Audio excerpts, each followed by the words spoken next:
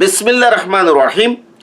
অর্থনীতি সম্মান প্রথম বর্ষ, দ্বিতীয় বর্ষ এবং মাস্টার্স প্রিলিমিনারি শিক্ষার্থীরা, আজকে আলোচনা করব তোমাদের অপটিমাইজেশনের অত্যন্ত গুরুত্বপূর্ণ একটা অংশ, পয়েন্ট অফ ইনফ্লেকশন, বাংলায় বলে অনমনীয় বিন্দু। আজকের লেকচার হচ্ছে 8G। তোমরা জানো আমি পুরাতন ক্লাসগুলো কি করেছি, সরিয়ে দিয়েছি, নতুন করে লেকচার দিয়েছি। আগেরগুলো মোবাইল ক্যামেরায় ছিল, এখন একটু ভালো ক্যামেরায় দিচ্ছি যাতে ভালোভাবে দেখতে পারো। এবং 1 2 3 4 5 6 7 8 আসার পর ABCD এইভাবে দিচ্ছি। যখন আমার ওই 9 নম্বর ক্লাসটা আগে দেওয়া ছিল, ওইটার সাথে যখন মিল হয়ে যাবে তারপর 10 11 12 দিয়ে যাব। যাক, তা আজকে আলোচনা করব কি অনমনীয় বিন্দু। এর আগে একটা অনুরোধ করব, সমস্ত ক্লাসগুলো যদি পেতে চাও তাহলে আমার মূল চ্যানেলে গিয়ে প্লেলিস্টে যেতে হবে। ফার্স্ট ইয়ার হলে ফার্স্ট ইয়ার, সেকেন্ড ইয়ার হলে সেকেন্ড ইয়ারের প্লেলিস্টে যাবে, মাস্টার্স প্রিলি হলে প্রিলিমিনারির প্লেলিস্টে যাবে। গিয়ে তুমি এখন যদি গণিত ক্লাস দেখতে চাও, গণিতে ক্লিক করো, সমস্ত ক্লাসগুলো ধারাবাহিকভাবে পেয়ে যাবে। মাইক্রো দেখতে চাও, মাইক্রোতে ক্লিক করো, ধারাবাহিকভাবে সমস্ত ক্লাসগুলো পেয়ে যাবে। আবার যারা সরাসরি অনলাইন থেকে দেখবে, মানে ডাউনলোড না করে ক্লাস শেষে দেখবে, এখানে 4টা বক্স আছে, এর ভিতরে 3টা প্লেলিস্ট দেওয়া আছে, সর্বোচ্চ 3টা দেওয়া যায়। একটাতে চ্যানেল সাবস্ক্রাইব করার কথা বলা হয়েছে, ওই 3টা প্লেলিস্টে গেলে ওখানকার সমস্ত ক্লাস পাবেন। বাকি প্লেলিস্টগুলো পেতে হলে ঠিক 3 মিনিটে একটা কার্ড আসবে এখানে, ওইটাতে ক্লিক করবা। ক্লিক করলে প্লেলিস্টে কীভাবে যেতে হবে সেটা জানতে পারবে। আর কথা বাড়াচ্ছি না, মূল ক্লাসে চলে যাচ্ছে। আলোচনার বিষয়বস্তু কি? পয়েন্ট অফ ইনফ্লেকশন, অনমনীয় বিন্দু। আসো, অনমনীয় বিন্দু বলতে আমরা কি বুঝি? অনমনীয় বিন্দু বলতে আমরা কি বুঝি? অনমনীয় বিন্দু হচ্ছে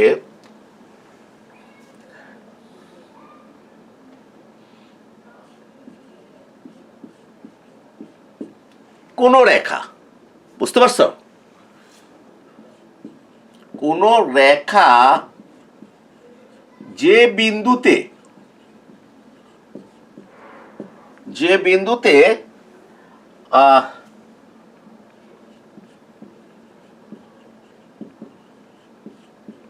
উত্তল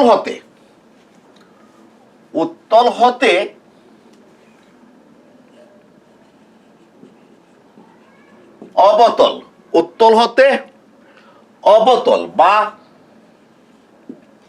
আজকে তারিখটা কত? 24/10/21, বা অবতল হতে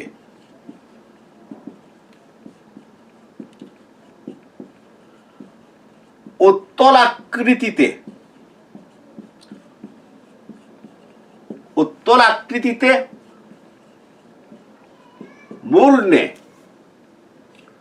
মূর নে সেই বিন্দুকে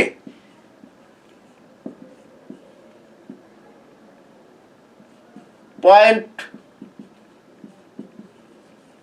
অফ ইনফ্লেকশন বা বাংলায় অনমনীয় বিন্দু বলে। প্রিয় শিক্ষার্থীরা, একটু ভালো করে লক্ষ্য করো আমি কি বলছি।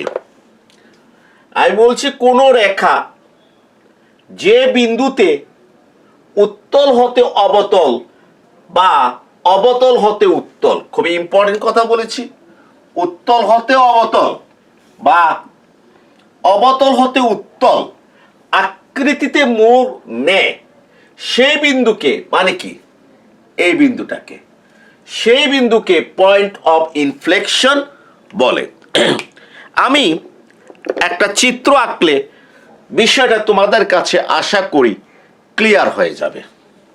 দেখো, আমি একটা চিত্র আঁকছি।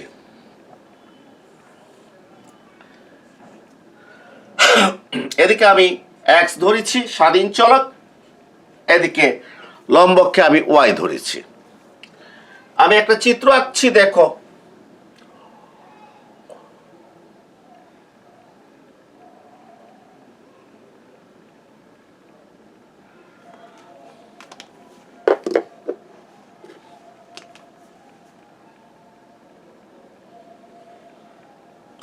এই যে দেখো রেখাটা, এই একটা চিত্র আঁকলাম। এই চিত্রটা হচ্ছে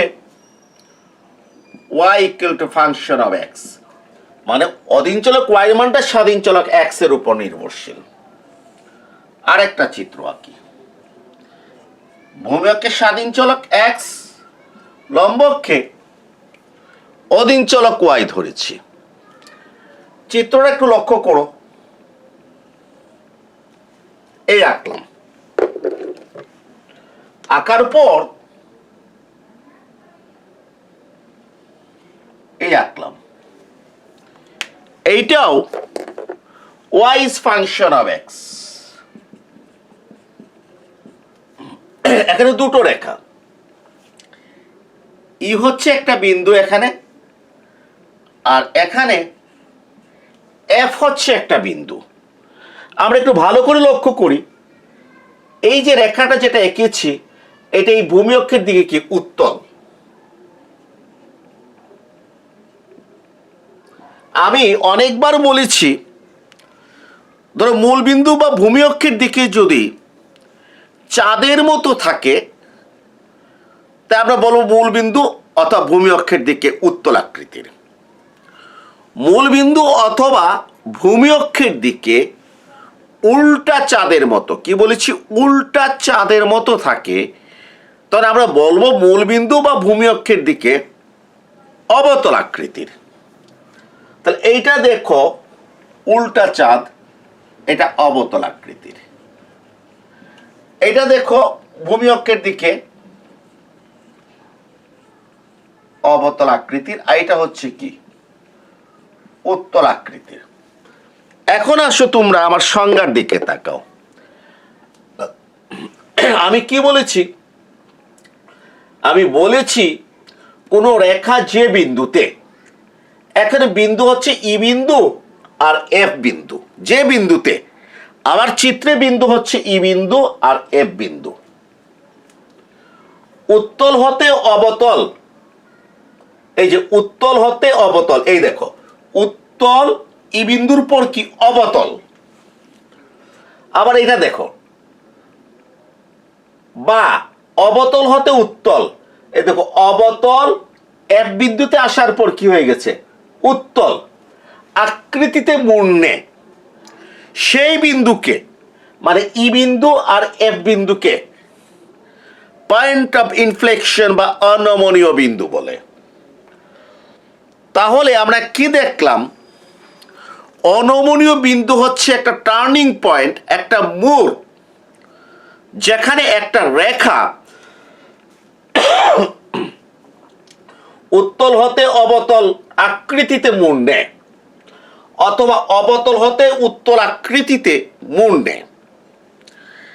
প্রিয় শিক্ষার্থীরা, আমরা যদি আমাদের মাইক্রো ইকোনমিক্সের আমরা যদি কস্ট ফাংশনে যাই, আমরা যদি মোট খরচ রেখা যদি অঙ্কন করি, তাহলে আমরা দেখব আমাদের মোট খরচ রেখার আকৃতিটা এরকম হয়,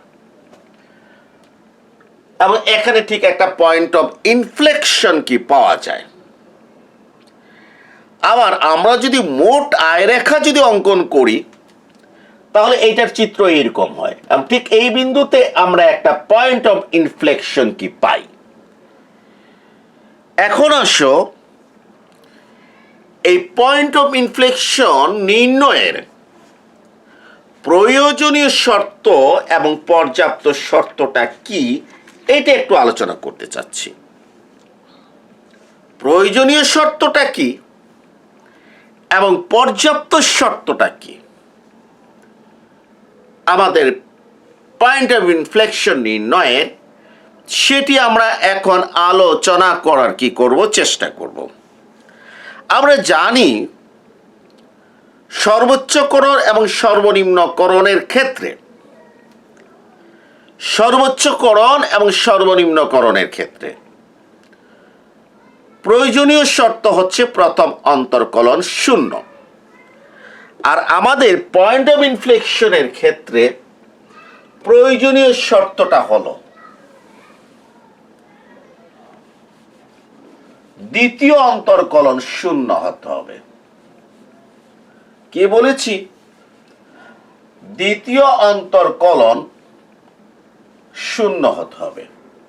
আবারও বলছি, আমাদের পয়েন্ট অফ ইনফ্লেকশন অর্থাৎ অনমনীয় বিন্দু নির্ণয়ের জন্য দ্বিতীয় অন্তর্কলন শূন্য হতে হবে। এ দেখো, আমি প্রয়োজনীয় শর্তটা লিখছি। প্রয়োজনীয় শর্তটা হচ্ছে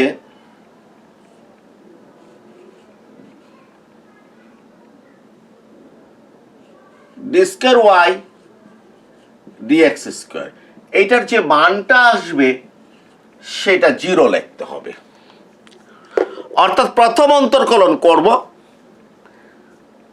স্বাধীন চলকের সাপেক্ষে, এরপরে স্বাধীন চলকের সাপেক্ষে আবার অন্তর্কলন করব, যে ফলাফলটা আসবে, মনে করো ফলাফল এসেছে যে থ্রাইস এক্স প্লাস 9, মানে thrice x plus 9 equal to কত লিখতে হবে? 0। তাহলে পয়েন্ট অফ ইনফ্লেকশন বা অনমনীয় বিন্দু নির্ণয়ের প্রয়োজনীয় শর্ত হচ্ছে দ্বিতীয় অন্তর্কলন শূন্য। এই দ্বিতীয় অন্তর্কলনটা সমাধান করে আমাদেরকে স্বাধীন চলকের মানটা বের করতে হবে। আমরা যেভাবে সর্বোচ্চকরণ এবং সর্বনিম্নকরণের ক্ষেত্রে প্রয়োজনীয় শর্ত মানে প্রথম অন্তর্কলন ইকুয়াল টু 0 সমাধান করে আমরা চলকের মান কি করেছি? বের করেছি স্বাধীন চলকের মান। একইভাবে আমরা দ্বিতীয় অন্তর্কলন d square y by d x square equal to 0, এখানে কাজ করে আমরা স্বাধীন চলক এক্স এর মান বের করব। মনে করো আমরা এক্স এর মান 5 পেলাম, তখন আমরা বলবো এক্স ইকুয়াল টু 5 হলে অপেক্ষকে একটি পয়েন্ট অফ ইনফ্লেকশন আছে কিনা, বা বাংলায় যদি বলি অনমনীয় বিন্দু আছে কিনা, তা নিশ্চিত হওয়ার জন্য নিম্নে পর্যাপ্ত শর্ত পরীক্ষা করা হলো। পর্যাপ্ত শর্তটা কি?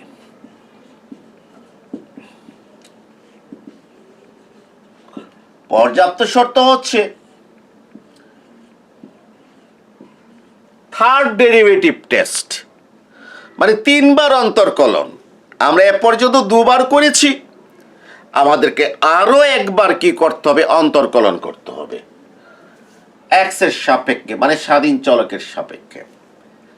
এই তৃতীয় অন্তর্কলন এটা যদি নট ইকুয়াল টু 0 হয়, নট ইকুয়াল টু যদি 0 হয়, তাহলে আমরা বলবো এখানে একটা পয়েন্ট অফ ইনফ্লেকশন আছে, এখানে একটা অনমনীয় বিন্দু আছে, আমি নিশ্চিত।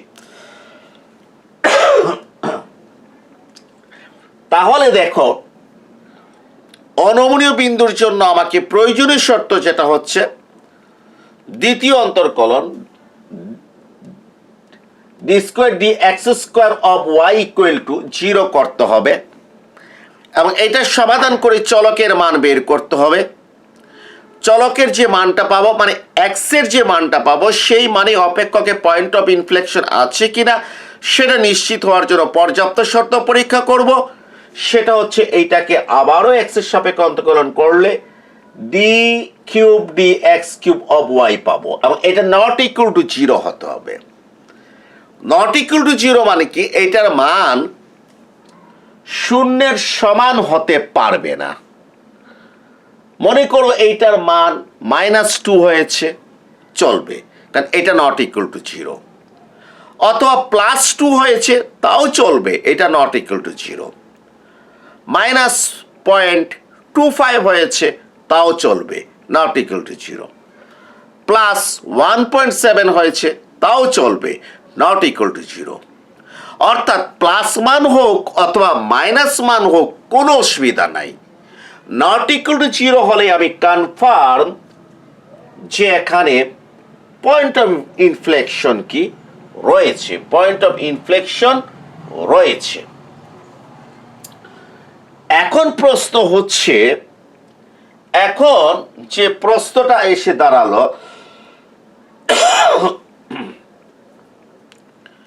সেটা হলো, আমি কিভাবে বুঝবো যে এটা উত্তল হতে অবতল আকৃতিতে মোড় নিয়েছে না অবতল হতে উত্তল আকৃতিতে মোড় নিয়েছে, এইটা আমি কিভাবে বুঝবো? এটা উত্তল হতে অবতল আকৃতিতে মোড় নিয়েছে না অবতল হতে উত্তল আকৃতিতে মোড় নিয়েছে। অনেক সময় তোমাকে প্রশ্ন করতে পারে অপেক্ষকের আকৃতি সম্পর্কে মন্তব্য করো। দয়া করে মনে রাখবেন, কারণ যে কোনো লেকচারের, কারণ পরবর্তীতে পয়েন্ট অফ ইনফ্লেকশনের অঙ্কগুলো করাবো, তো যে কোনো লেকচারের আগের কথাগুলো শুনলে পরবর্তীতে অঙ্ক করতে সহজ হয়। তা আমি কিভাবে বুঝবো এটা উত্তল থেকে অবতল আকৃতির হবে? তখন এই যে third derivative test D cube Y D x cube, এটা তো নট ইকুয়াল টু জিরো। এটার মান হয় প্লাস হবে অথবা মাইনাস হবে, দুটোর একটা হবে। যদি মাইনাস হয় আমরা জানি যে কোনো ঋণাত্মক মান শূন্যের চেয়ে ছোট। যদি এটা স্মলার দেন জিরো হয়, তৃতীয় অন্তরকলন থার্ড ডেরিভেটিভ টেস্ট, তাহলে আমরা বুঝবো অপেক্ষকটি উত্তল হতে অবতল আকৃতিতে মোড় নেয়। উত্তল হতে অবতল আকৃতিতে মোড় নেয় যদি কি হয়, এইটা স্মলার দেন জিরো হয়। যদি তৃতীয় অন্তরকলন d cube Y D x cube greater than zero হয়, তাহলে আমি কি বুঝবো? আমি বুঝে নেব এটা অবতল হতে উত্তল আকৃতিতে মোড় নেয়। অবতল হতে উত্তল আকৃতিতে মোড় নেয়। যদি আমাকে প্রশ্ন করে অপেক্ষকের আকৃতি সম্পর্কে মন্তব্য করো, তাহলে আমাকে নট ইকুয়াল টু জিরোর ভিতরে সীমাবদ্ধ থাকলে চলবে না। আমাকে বলতে হবে, জানতে হবে আবার থার্ড ডেরিভেটিভ টেস্টটা ধনাত্মক না ঋণাত্মক। যদি ঋণাত্মক হয়, স্মলার দেন জিরো হয়, উত্তল হতে অবতল। যদি গ্রেটার দেন জিরো হয়, অবতল হতে উত্তল আকৃতিতে এটা মোড় নেবে। আবার এইটার জন্য আমার কোনো অতিরিক্ত পরিশ্রম করতে হচ্ছে না, এবং করারও কোনো প্রয়োজন কি, কোনো প্রয়োজন পড়ছে না।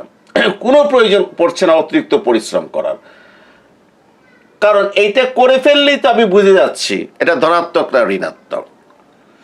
প্রিয় শিক্ষার্থীরা, একটা কথা মনে রাখবে, পয়েন্ট অফ ইনফ্লেকশনে প্রশ্ন কি ধরনের আসতে পারে? একটা প্রশ্ন করতে পারে এক্স এর কোন মানে অপেক্ষকে পয়েন্ট অফ ইনফ্লেকশন আছে। মনে করে স্বাধীন চলক এক্স, আমি এগুলো এখানে একটু মুছে ফেলছি। আমাকে প্রশ্ন করতে পারে এক্স এর কোন মানে, যেহেতু স্বাধীন চলকটা এক্স, এখানে অপেক্ষকে পয়েন্ট অফ ইনফ্লেকশন আছে, এক্স এর কোন মানে। তো প্রথমে তো আমি প্রয়োজনীয় শর্ত কি করব, পরীক্ষা করব করে। মনে করে এক্স এর মানটা আমি পেয়েছি 7, এরপরে আমি বলবো, মনে করি 7 পেয়েছি, এরপরে আমি বলবো x ইকুয়াল টু 7 হলে অপেক্ষকে কোনো পয়েন্ট অফ ইনফ্লেকশন আছে কিনা সেটা নিশ্চিত হওয়ার জন্য নিম্নে পর্যাপ্ত শর্ত পরীক্ষা করা হলো। পর্যাপ্ত শর্ত যদি নট ইকুয়াল টু 0 পাই, তাহলে আমি বলবো যে এখানে x ইকুয়াল টু 7 হলে অবশ্যই অপেক্ষকে একটা পয়েন্ট অফ ইনফ্লেকশন আছে। শেষ আনসার। অথবা তোমাকে এই প্রশ্নটাকে একটু ঘুরিয়ে বলতে পারে যে এই অপেক্ষকে কোনো পয়েন্ট অফ ইনফ্লেকশন আছে কিনা পরীক্ষা করো, কোনো পয়েন্ট অফ ইনফ্লেকশন আছে কিনা পরীক্ষা করো। একইভাবে আমি প্রথমে এই প্রয়োজনীয় শর্ততে এক্স এর মান বের করব, এরপর পর্যাপ্ত শর্ত পরীক্ষা করব, বলবো ইয়েস এখানে এক্স এর এই মানে একটা পয়েন্ট অফ ইনফ্লেকশন আছে, অথবা নাই বলবো। যদি এটা ইকুয়াল টু 0 পাই, তাহলে বলবো এখানে পয়েন্ট অফ ইনফ্লেকশন নেই। এই হচ্ছে একটা প্রশ্নের আনসার। এখানে দুটো প্রশ্ন বলেছি, একটা এক্স এর কোন মানে অপেক্ষকে পয়েন্ট অফ ইনফ্লেকশন আছে, অথবা বলতে পারে এই অপেক্ষকে কোনো পয়েন্ট অফ ইনফ্লেকশন আছে কিনা ব্যাখ্যা করো। আনসার একই, কোনো পার্থক্য নাই। কিন্তু যদি প্রশ্ন করে পয়েন্ট অফ ইনফ্লেকশন বের করো, মানে বাংলায় বললে অনমনীয় বিন্দু বের করো, পয়েন্ট অফ ইনফ্লেকশন বের করো, বাংলায় অনমনীয় বিন্দু বের করো, অনমনীয় বিন্দু বের করো। ইংরেজিতে পয়েন্ট অফ ইনফ্লেকশন, পয়েন্ট মানে কি বিন্দু। প্রিয় শিক্ষার্থীরা একটা বিষয় মনে রাখবে, বিন্দু অনেক বইতে কিন্তু ভুল করে, বলে কি জানো, x=7 হলো নির্ণয় পয়েন্ট অফ ইনফ্লেকশন বা বাংলায় অনমনীয় বিন্দু। যে সমস্ত বইতে বলে অনমনীয় বিন্দু হলো x=7, সম্পূর্ণ ভুল। x=7 অনমনীয় বিন্দু নয়, বরং x=7 হলে অপেক্ষকে একটা অনমনীয় বিন্দু পাওয়া যাবে, কিন্তু এটি অনমনীয় বিন্দু নয়। তোমাকে দেখাই, মনে করো আমার চিত্রটা এটা হচ্ছে অনমনীয় বিন্দু। তো দেখো তো, একটা বিন্দুতে ভূমি দূরত্ব থাকে, মানে x এর মান, আর কি থাকে, লম্ব দূরত্ব থাকে, মানে কার মান, y এর মান। তাহলে একটা বিন্দু কি শুধু x নিয়ে গঠিত হয়? না, সাথে কে থাকে, y ও থাকে। x এর মান থাকে পাশাপাশি y এর মান, মানে স্বাধীন চলক এবং অধীন চলক থাকে। মনে রাখবেন, এখানে স্বাধীন চলক একটা, স্বাধীন চলক যদি দুটো হতো xy, আর অধীন চলক যদি z হতো, তাহলে বিন্দুটা কি হতো, xyz। অর্থাৎ x এর মান বসাতে হবে, y এর মান বসাতে হবে, z এর মান বসাতে হবে, তারপরে আপনারা বিন্দু পাবেন। আপনাকে যদি অনমনীয় বিন্দু বের করতে হয়, তাহলে আপনাকে তো কি করতে হবে, এই যে একটা বিন্দুতে ভূমি দূরত্ব আছে, লম্ব দূরত্ব আছে, তোমার ভূমি দূরত্ব x কত বেরিয়েছে, 7 বেরিয়েছে। এখন তোমাকে লম্ব দূরত্বটা বার করতে হবে। লম্ব দূরত্ব হচ্ছে কি y, মানে অপেক্ষক। তোমাকে তো কি করবে, যে একটা দাগ দেবে না, ধরো x³ প্লাস 5x² প্লাস ধরো 10x, এই ধরনের একটা ডাক তোমাকে কি করবে, দেখবে, যেটা হতে তুমি প্রয়োজনীয় শর্ত এটা বের করে =0 দিয়ে মনে করো x এর মান 7 বসিয়েছো, একটা কাল্পনিক দিলাম। এখন তুমি কি করবা, y এর মান পেতে হলে এখানে x এর মানটা কত বসাবা, 7 7 7, আর এখানে হবে 7^3, এখানে 7^2, এখানে 7। হিসাব নিকাশ করবা, হিসাব নিকাশ করে মনে করো y এর মান 105 পেয়েছো। আবার দেখো এখানে বসালে 5 পাবে না, আমি একটা আন্দাজি বসালাম, আরে মনে করো y এর মানটা 105 পেয়েছো। এই xy 7 and 105, এইটা হচ্ছে অনমনীয় বিন্দু, এইটা হচ্ছে আনসার। অর্থাৎ যখন অনমনীয় বিন্দু বের করতে বলবে, আমি x এর মান বের করব, না x এর মান তো বের করেছি, সাথে y এর মানও আমাকে বের করতে হবে। অর্থাৎ x এর মানটা অপেক্ষকে বসালে আমি কি y এর মানটা পাবো। সবচেয়ে দুর্ভাগ্য হচ্ছে অপটিমাইজেশনে প্রশ্ন না বোঝার কারণে আমরা আনসার সঠিকভাবে দিতে পারি না। আনসার জানা আছে, কিন্তু আমরা ফিনিশিং দিতে পারি না, আমরা নাম্বার উঠাতে পারি না। তাহলে মনে রাখবে যে x এর কোন মানে বা অপেক্ষকে কোনো পয়েন্ট অফ ইনফ্লেকশন আছে কিনা পরীক্ষা করো, তাহলে প্রয়োজনীয় পর্যাপ্ত শর্ত পরীক্ষা করে বলবা যে এখানে কি আছে, অনমনীয় বিন্দু আছে অথবা নাই। আর যদি বলে অনমনীয় বিন্দু বের করো, তাহলে আগের পুরাটা করবে, করে x এর মানটা অপেক্ষকে বসিয়ে y এর মানটা বের করে অনমনীয় বিন্দু বলবে। পরীক্ষাতে চিত্র এঁকে দেখানোর কোনো প্রয়োজন নাই। তবে থিওরি যখন আসবে, অনমনীয় বিন্দু বলতে কি বুঝো, আমি যেভাবে বলেছি, চিত্র দিয়েছি, আর প্রয়োজনীয় পর্যাপ্ত শর্ত দিয়ে দিলে থিওরিটা কি হয়ে যাবে, হয়ে যাবে। প্রিয় শিক্ষার্থীরা, আজকে 8G ক্লাসে আমি তোমাদের অনমনীয় বিন্দুর কোনো অঙ্ক করাই নাই। মনে রাখবে এটা কিন্তু এক চলকের ক্ষেত্রে অনমনীয় বিন্দু আলোচনা করেছে, সামনে কিন্তু দুই চলকের ক্ষেত্রে আলোচনা করব। আজকে অনমনীয় বিন্দুর কোনো ক্লাস অঙ্ক করাই নাই, যার সূত্রটা বুঝিয়ে দিয়েছি। দয়া করে এই সূত্রটা রপ্ত করবেন। যদি রপ্ত করতে পারেন, যদি বুঝতে পারেন, তাহলে আমার সাহায্য ছাড়া অনমনীয় বিন্দুর যে কোনো অঙ্ক আপনি করতে পারবেন। এরপরও আমি খুবই দ্রুত 2-3 দিনের ভিতরে আমি আরেকটা ক্লাস দেব অনমনীয় বিন্দুর যে সমাধান, যেটা পরীক্ষাতে আসছে, এই ধরনের সমাধান আমি কি করব আপনাদেরকে দিয়ে দেব। কারণ পরীক্ষা তো চলে আসছে, আমি চেষ্টা করছি একটু দ্রুত দেওয়ার জন্য। আমি আপনাদেরকে কি করে দিয়ে দেব। এর আগে ক্লাসটা ভালো করে দেখবেন। আর এখানে 4টা অলরেডি বক্স দেখতে পাচ্ছেন। যে কোনো একটা বক্সে ক্লিক করলে দেখবেন একেবারে প্রথম থেকে শেষ পর্যন্ত ক্লাসগুলো সাজানো আছে। আপনারা ক্লাসগুলোর ধারাবাহিকতা কি করবেন, মেনটেন করবেন। যেভাবে সাজিয়ে দিয়েছি ওইভাবে যদি ক্লাসগুলো দেখেন, ম্যাথ বলেন, মাইক্রো বলেন, ম্যাক্রো বলেন, পরিসংখ্যান বলেন, সব কিছু সহজ হয়ে যাবে। আমার এই চ্যানেলে ফার্স্ট ইয়ার থেকে মাস্টার্স পর্যন্ত লেকচার দেওয়া আছে, সাজিয়ে গুছিয়ে দেওয়া আছে। আপনারা প্লেলিস্টে গিয়ে দয়া করে খুঁজে নেন কিভাবে ক্লাসগুলো খুঁজে বের করতে, একেবারে সুন্দর করে গুছিয়ে দিয়েছে। না বুঝলে অভিজ্ঞ কারো কি করেন, কাউকে জিজ্ঞেস করেন, কাউকে প্রশ্ন বলেন, ওনারা কি করবে, তোমাকে সাহায্য করবে। আর যারা ফার্স্ট ইয়ার আছো তাদেরকে বলছি, আমার মাইক্রো ইকোনমিক্সের একটা বই আছে, তোমরা ইচ্ছে করলে সেটা নিতে পারো।